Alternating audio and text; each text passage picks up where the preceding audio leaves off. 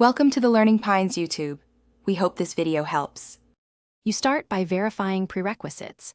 Confirm the existing service tag in BIOS or on the label, sign into your Dell support account, and ensure you have admin privileges.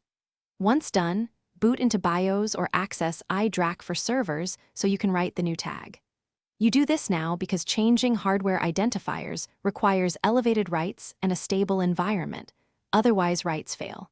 Make sure the system is on reliable power and networking, then proceed to the utility or command appropriate for your model. You will use the recommended tool for your system, Dell Open Manage for servers, Racketum through iDRAC, or Dell Command Configure on Windows. Once in the utility, locate the system identification or asset tag field and type the new service tag exactly as provided. Precision prevents mismatches in warranty records.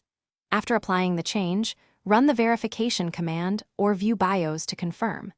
If the tool prompts for a reboot, do it. The write often finalizes on reboot, so verify immediately after startup. You finish by verifying the newly written service tag across BIOS, the Dell support portal, and any management interfaces like OMSA or iDRAC. If verification fails, look for common issues: insufficient privileges, outdated firmware, or mismatched utility versions. Update firmware and retry. If the write still fails, collect error messages and system logs, then contact Dell support.